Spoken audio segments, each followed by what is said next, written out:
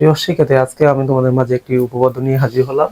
যে গত ক্লাসে আমরা এই 17 করেছিলাম, আজকে আমরা 18 করব। এই যে বৃত্ত অধ্যায় অষ্টম, এই যে গণিত নবম দশম শ্রেণী ক্লাস নম্বর 2। এই যে এই বৃত্তটা, এই যে আমরা উপপাদ্য 18। এই যে দেখো, বৃত্তের সকল সমান সকল সমান যে কেন্দ্র থেকে সমদূরবর্তীত্ব, এটাকে আমাকে করতে হবে। এটা করতে হলে আমাকে করতে হবে একটা সমদূরবর্তীত্ব। তাহলে আমরা কি করতে হবে, আপনি এটাতে বোঝা যাচ্ছে কি প্রথমে একটা বৃত্ত আঁকতে হবে। যে আমি একটা বৃত্ত নিই, এই যে বৃত্ত নিলাম,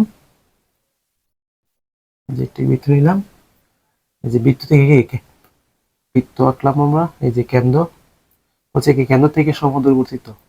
তাহলে কি বৃত্তের সকল যে, বলছে কি বৃত্তের সকল যে, তাহলে বৃত্তের যে কি সকল যে, একটা যে না, অধিক যে। তাহলে আমি কি একটা যে নিলাম, আমি করলাম এ বি, কিছু সকল যে, তাহলে যে বলতে কি সকল যে বলতে কি আমার দুইটা যে নিতে হবে বা একের অধিক।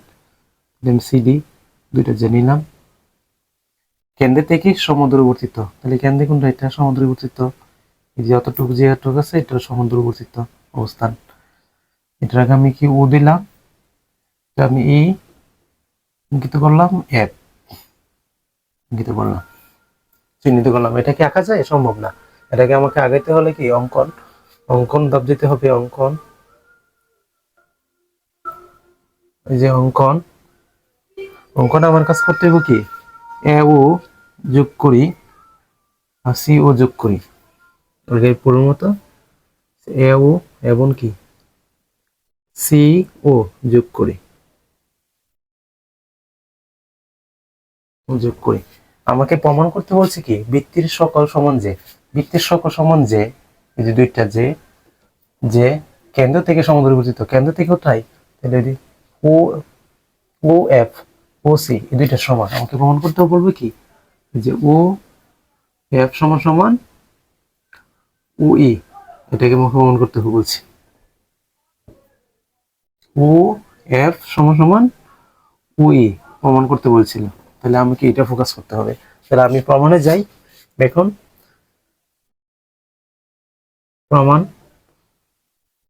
প্রমাণের মধ্যে গেলে আমরা এখানে আবারও পূর্ব অবস্থা বলতে চাচ্ছি কি, আমরা দুইটা ত্রিভুজ পেয়েছি। যে প্রথম কিছু এ ও ই, এই একটা ত্রিভুজ, আর উপরে একটা ত্রিভুজ সি ও এফ, দুইটা ত্রিভুজ চাইলে কি আমরা ত্রিভুজের সাথে তুলনা করতে পারি।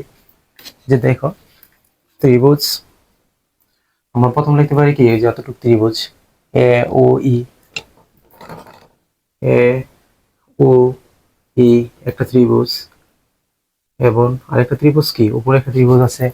এই যে নিচেটা রেখে রাখলে কি, যে সি ও এফ বা ও সি এফ যেভাবে সেভাবে লেখা যায়। তবে লিখে কি ত্রিভুজ সি ও এফ, ত্রিভুজ সি ও এফ, এই ত্রিভুজ, এই দুই ত্রিভুজের সাথে আমাকে তুলনা করতে হবে। তাহলে যে কেন্দ্র থেকে আমরা জানি কি, যেটা যাবে দূরত্ব, এই দূরত্ব সমান, দুইটা বাহু কি সমান।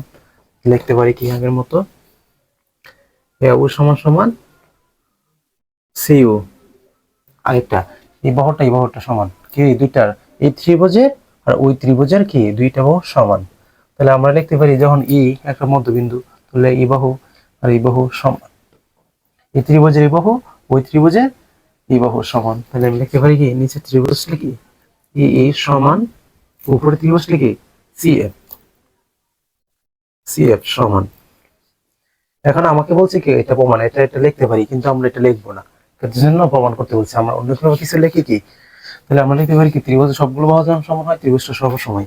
তাহলে আমি লিখতে পারি ত্রিভুজ, যে এ ও ই একটা ত্রিভুজ, এই যে সর্বসময় কি ত্রিভুজ সি, ত্রিভুজ সি ও এফ, ত্রিভুজটা সর্বসময়। এখন আমরা লিখতে পারি কি, এটা সমান এটা লেখা যায়। এই যে ও ই সমান সমান ও এফ, এটা লেখা যায়। এখানে শেষ করা যায়, কিন্তু আমি একটু ও ই কিসের উপর দাঁড়িয়ে আছে, এ বির উপরে।